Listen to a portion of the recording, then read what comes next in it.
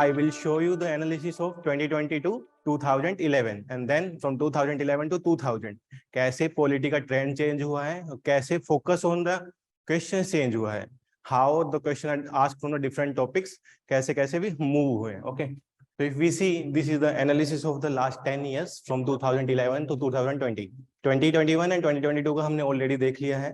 तो if we see the topics we are divided here in the 16 parts mainly for the कि जो specific topics हैं वो specific section में आ जाए. Initially you divided the topic into the 11 parts जहाँ पे हमने कुछ topics को merge किया है and you are getting a other section. Other section means जहाँ पे we are getting a one question in 2 years, one question in 3 years. तो वो हमने अदर सेक्शन में ऐड किया है. If we see the major section from the salient features and its amendment. Salient features and its amendment is the chapter 1, 2 and 3 of the Lakshmikant. This is the very important chapter and every year they are asking the one तो है ही, must आएगा ही, maybe the 2 or 3 question every time they are asking from it. Then the system of government. System of government की government में हमारे state government, central governments के बारे में अगर last 10 years में 10 questions हैं, इसमें इमरजेंसी भी इंक्लूड किया गया है. मींस ऑन एन एवरेज हम लोग देखें तो only the one question from the system of the government कि सेंट्रल गवर्नमेंट का क्या रोल प्ले है, स्टेट गवर्नमेंट का क्या है, दोनों के रिलेशंस क्या है, तो उसके बेसिस पे they are asking the one question. Preamble में अगर लास्ट 2-3 इयर्स का हम देखें, from the last 2-3 years they are more focusing on the preambles. कि 2019, 20 एंड 21 का क्वेश्चन पेपर देखेंगे तो वी आर फाइंडिंग कि 2 questions from the preamble itself. And 2016, 17, 18 में हम लोग देखेंगे तो there will be the one question ही है प्रियम्बल से. और लेकिन अभी लेटेस्ट ट्रेंड्स में they are moving toward the preamble and the keywords of the preamble कि इस कीवर्ड्स का what is the meaning of this keyword, what is the meaning of liberty, what is the meaning of the constitutional governments. They are asking about this type of the questions. Then we move to the fundamental duty. Fundamental duty पे we can consider कि alternate years पे they are asking the questions, not in the same years but in the alternate years they are asking the question on the fundamental duties. Fundamental duties में like 2022 में they asked the questions and 2019 में there were the 21 question from the polity. तो वहां पे भी fundamental duty का question उन लोगों ने पूछा था. Then the fundamental right, this is the most important part of the Lakshmikant. Fundamental rights every time they are asking the question. A right to privacy पूछा था. In 2022 they are asking about right to marriage. And the context is driven from the current affairs. Right to privacy was asked when the Puttaswamy judgment in the news, and the right to marriage asked when the LGBTQ was in the news. And the major judgment of the Supreme Court or the High Court, जब भी कोई news में होता related to the fundamental right, so they are asking on it. Then we come to the constitutional and non-constitutional body. Constitutional and non-constitutional body में से दोनों में से एक ही question आता है. अगर मैं last के 4 years का आपको analysis बताऊं तो there are hardly the 2 questions. One from the Election Commission of India 2021 में, क्योंकि एंटी डिफेक्शन बहुत ज्यादा न्यूज में था, तो they are asked from the election commission of India. And the other question from the any non constitutional body, may be it's from the Niti Aayog, may be from the other non constitutional body, they are asking about it. Then judiciary, this is one of the major section in the polity. It may be the high court, it's may be the supreme court and it's the local judiciary as well. तो यहाँ से हर बार 2 question minimum they are asking about it. Recently इन्होंने current affair से derive करके legal aids पे पूछा था कि how we are preventing normal citizens from the legal actions के लिए किस किसको legal aid free में available है. They are giving the options like the freely available to all the adults, freely available to all the elderly. Even they can give the option of the freely available to all 18 years of age or before the 18 years of age पे available है या नहीं है. So this kind of option you can eliminate only through the FAQ section asked on the government websites. If you are visiting to the any bill, किसी भी bill का किसी भी एक्ट के बारे में देखना तो you can go to the FAQ. तो वहां पे clearly mention होता है क्या ये बिल नहीं करेगा, what this इस पे नहीं करेगा, तो that's not mentioned in the bill. बस बिल में मेजर हाइलाइट्स होते हैं कि this is depend on this bill, but क्या नहीं होता that can you ask from the FAQ. Then the parliament आपका पॉलिटी बुक में भी ऑलमोस्ट 50 से 60 पेजेस का है. इसका वेटेज भी सबसे ज्यादा है in the examination. If I can see the parliament question on an average 3-4 question from the parliament every year. So this has the major chunk. If I can say there are the 15-16 question in the UPSC paper from the polity, means the 20% from the parliament only. So you can see the relevance of the parliament, and every year they are asking the question of the parliamentary committee as well.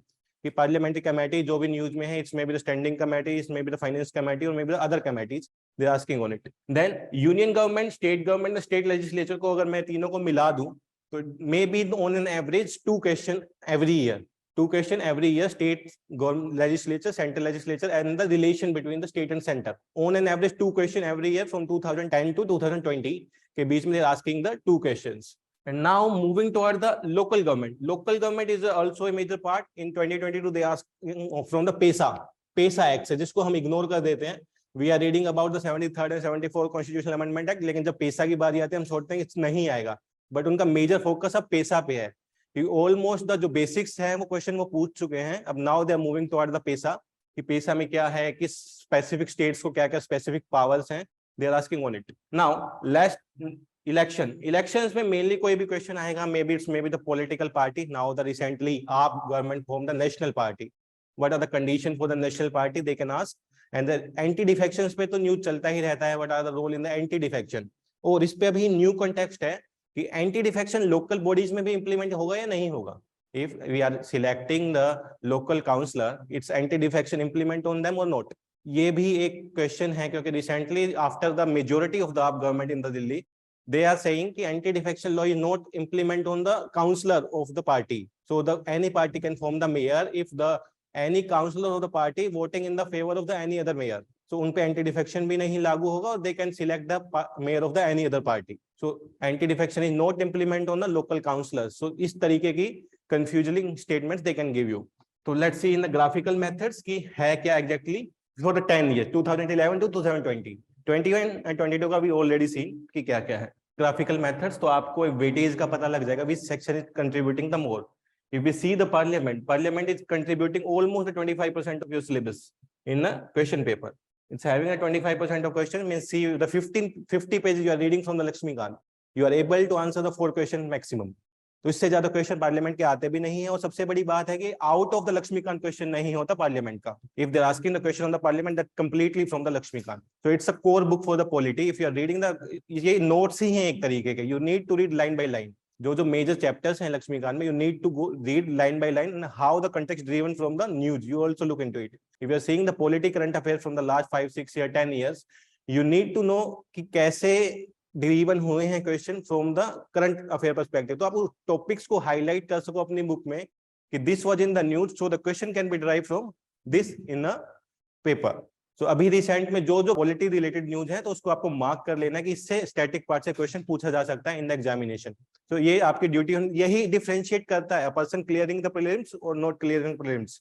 उनको idea रहता है अगर ये है तो this type of question can be asked. Same नहीं पूछा जाएगा, उससे आसपास related question they will ask. तो इस तरीके से आपको ट्रेंड को फॉलो करते हुए you need to mark in your books की ये type of question can be ask. If you go to the second, then it's the judiciary and the fundamental right and the fundamental duties.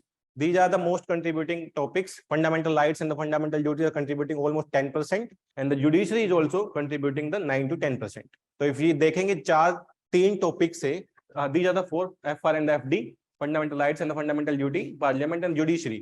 These are the 4 topics. In 4 topics से almost 7 question driven है in your paper. If I can say the 50% of the polity, तो अगर इन 4 topics का आपको line to line याद है, if I included the DPSP, then it's maybe the 8 and 9 questions. इनका line to line if you are remembering and practicing the line from line to line, then it's look like you are attempting the 60% of question correctly in the polity section. And the polity, economy and environment are the major chunks of the paper. Out of the polity, I can say 16 to 17 average question they are asking. Out of economy, they are asking a 21 to 22 question on average, and in environment also 15 to 16 on average. If we count, almost the 50 question in the average question they are asking. So इसी तरीके से आपको हर subject का आपके पास एक data होना चाहिए from which section they are asking, और क्या ट्रेंड रहा है उनका और किस एरिया पे मेजर फोकस है उनका. You need to know. If we see the local government, almost 1 question average है लोकल गवर्नमेंट से, contributing the 8% in the last 10 years, means on an average 1 question. और वो 1 क्वेश्चन कहाँ से ड्रीवन होता है? दे आर नॉट आस्किंग कि local government में वुमेन को रिजर्वेशन है नहीं है. They are not asking कि लोकल गवर्नमेंट में कौन वोट कर सकता है. They are not asking कि स्टेट इलेक्शन कमीशन करता है या सेंट्रल इलेक्शन कमीशन करता है. They are moving forward कि इसमें और ज्यादा पैसा में किस स्टेट को क्या पावर है, गवर्नर के पास क्या पावर है किसी एरिया को डिक्लेयर करने के लिए कि पैसा में आता है या नहीं है. अगर कुछ स्पेसिफिक स्टेट्स है शेड्यूल 6 के अंडर, उनके लिए क्या स्पेसिफिक पावर दी गई है पैसा में. So this type of question they are asking. तो उस तरीके से ही आपको वहां पे फोकस करना होगा. Now we can see the salient features and amendments. अगर मैं देखूं 2011 टू 2018 इतना वेटेज नहीं था, but after the 2018 they are giving the more focus on the amendment and the salient feature of the constitution. Salient feature of constitution में आप देख सकते हैं रिसेंटली उन्होंने ब्रिटिश पार्लियामेंट से रिलेटेड फर्स्ट चैप्टर से ऑफ पॉलिटी से पूछा कि ब्रिटिश पार्लियामेंट और इंडियन पार्लियामेंट में difference. Indian parliament is driven from the constitution and in the British they have the supremacy of the parliament. तो ये एक बेसिक्स लाइन आपके सेकंड थर्ड चैप्टर में लक्ष्मीकांत में, अगर आप उसको 2-3 बार पढ़ोगे, it should be in your mind always कि ये ऐसा होता है। तो इस टाइप का क्वेश्चन गलत नहीं होना चाहिए, सिली मिस्टेक्स हैं। दीज आर द क्वेश्चन कि आपको देखते ही मार्क हो जाना चाहिए आंसर इज सी।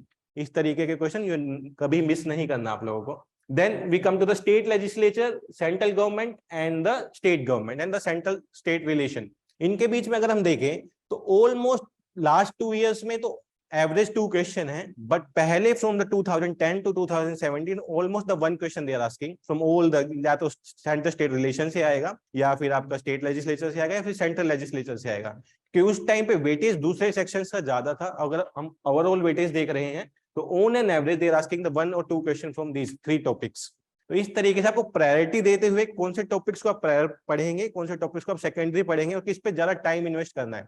आप लोगों में से कुछ होता है fundamental rights 30 page chapter in the Laxmikanth, तो होता है कि 30 पेज चैप्टर को 2 घंटे में खत्म कर दें, उसके बाद let's move on the next chapter. जबकि fundamental rights is contributing 2 to 3 question, या तो उससे लिंक होके भी आ जाता है या डायरेक्ट आता है। तो उस चैप्टर पे 1 दिन इन्वेस्ट करना बनता है। उस चैप्टर को पढ़ने के लिए उसमें इतने क्लोज हैं, उसमें इतने अमेंडमेंट हुए हैं, तो उसको हर एक चीज को याद करना, हर एक चीज को करना रिस्पॉन्सिबिलिटी है। जबकि हमारा मूव होता है कि चलो खत्म करके निकलते हैं कि आज मुझे 4 चैप्टर 5 चैप्टर खत्म करने, उसमें से फंडामेंटल राइट्स भी एक इंक्लूड है, डीपीएसपी भी इंक्लूड है। If I read from your self कि मुझे लगता है कि मैं फंडामेंटल राइट डीपीएसपी को 1 दिन पूरा दूंगा पढ़ने के लिए लाइन टू लाइन, उसके हर एक चीज को मैं नोट डाउन करूंगा क्योंकि वो सबसे इंपॉर्टेंट चैप्टर है।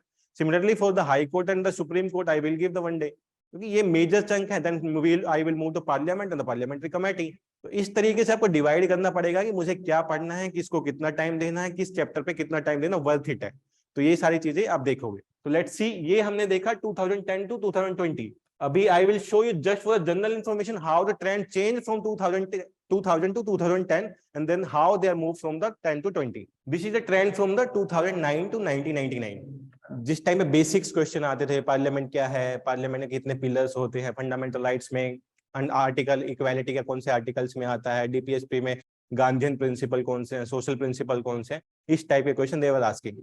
तो उस केस में देखें तो साइलेंट फीचर्स इमरजेंसी वाला एरिया जो है वो सबसे ज्यादा, या फिर प्रीएम्बल वाला एरिया में कंट्रीब्यूशन उनका ज्यादा हो रहा है। द मिसलेनियस में कि कुछ भी लाइक टॉपिक्स हैं जो पार्लियामेंट प्रेशर ग्रुप्स के टॉपिक्स हैं, जो लास्ट में लक्ष्मीकांत के चैप्टर हैं 60 to 70, वहां से उनका कंट्रीब्यूशन ज्यादा था कि प्रेशर ग्रुप में कौन कौन इन्वॉल्व होता है, या फिर they are asking from the some specific amendment की जो अपेंडिक्स में दिए गए उस अमेंडमेंट्स के बारे में they are asking about.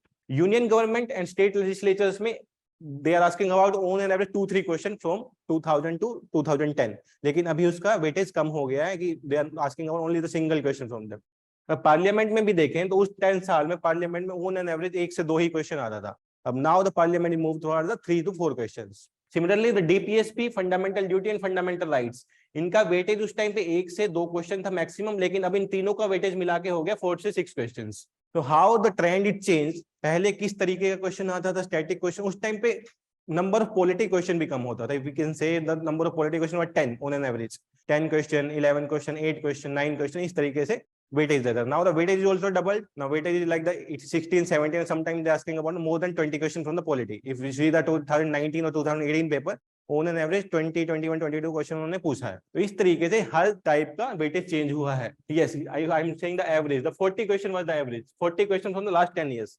means the 4 to 5 question were from the polity itself only in the 2000 to 2010। तो इस तरीके से आपको हर एक पेपर के बारे में पता होना चाहिए what is the weightage of the which topics को ज्यादा weightage दे रहे हैं। अगर if I say in the economics, the more weightage to the monetary policy, fiscal policy, money and banking को ज्यादा weightage मिलता है as compared to the other things। तो similarly you need to in the polity, अगर आप polity का पहला test दे रहे हो, they are deciding the 7 to 8 topics। तो उन 7 to 8 topics में which are the major important topics, सबसे पहले आप उनको रीड करेंगे। Then you see the previous question, किस तरीके का क्वेश्चन उनमें से पूछा गया है। Then you look into कि इसके बाद what I left, कौन कौन से चैप्टर रह गए, उसके अकॉर्डिंग उसको वेटेज दो कि क्या पेपर में ट्रेंड रहा है, वही same trend will be in your paper on Sunday. तो उस तरीके से आप जाएंगे and you will read Laxmikanth from page to page. If you are reading the first time the Laxmikanth, तो आपको लाइन टू लाइन अच्छे से पढ़ना है। If you are reading the second 3 times, then you can like a speed से जा सकते हैं कि हाँ already I read about 2-3 times of the Laxmikant.